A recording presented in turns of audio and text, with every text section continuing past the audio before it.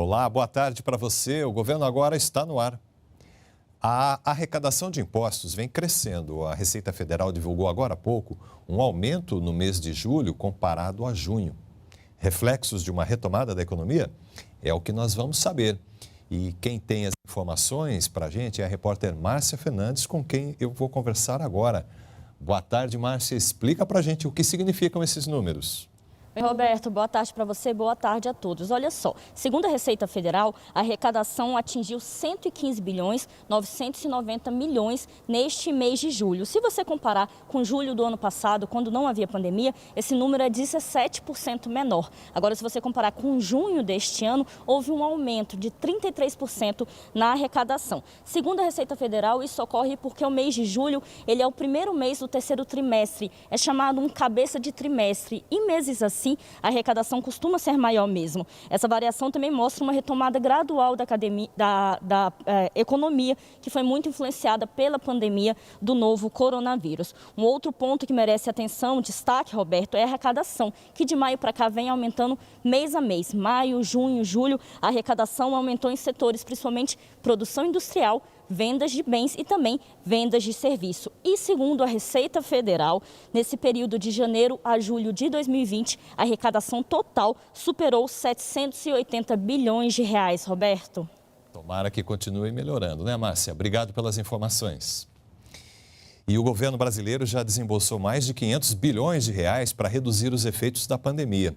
Só o auxílio emergencial consome mais da metade desses recursos, 254 bilhões de reais.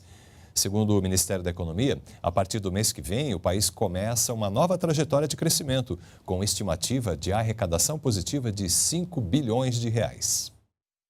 O governo brasileiro já desembolsou mais de 500 bilhões de reais para o enfrentamento da pandemia. O auxílio emergencial consome a maior parte dos recursos. Outros programas minimizam os efeitos da pandemia no setor produtivo, como o Programa de Suporte a Empregos, o Programa de Acesso a Crédito, Programa de Apoio a Micro e Pequenas Empresas e Programa Emergencial de Manutenção do Emprego e da Renda, o BEM.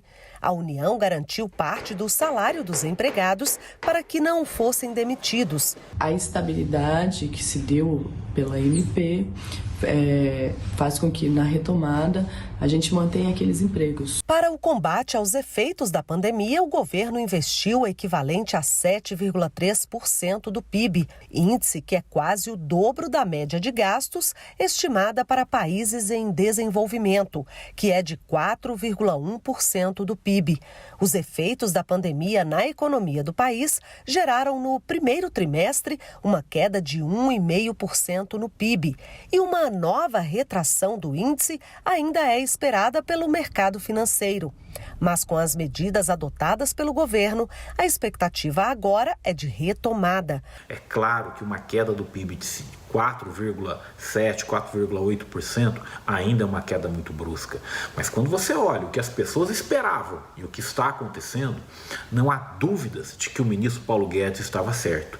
O Brasil está surpreendendo o mundo com a velocidade da sua retomada. A previsão do Ministério da Economia é que em setembro e outubro o governo feche as contas com uma arrecadação positiva de 5 bilhões de reais. O Brasil realmente está fazendo frente a essa ajuda emergencial, né, que foi dada. Ela é responsável pelo maior volume de gastos do governo e a perspectiva é que isso vá sendo de alguma forma contornado com a criação de novos programas sociais que englobam de uma forma a responsabilidade fiscal. Falando agora de educação, termina hoje o prazo para os candidatos inscritos no ProUni participarem da lista de espera do segundo semestre. O resultado da última etapa de seleção do programa Universidade para Todos será divulgado na próxima segunda-feira, 24 de agosto, no site do ProUni. O programa oferece bolsas integrais e parciais para a educação superior. Nesta edição, estão sendo oferecidas mais de 167 mil bolsas em mais de 1.000 instituições particulares de ensino. A gente fica por aqui. Essas e outras notícias você confere seguindo as nossas redes sociais. Até a próxima edição.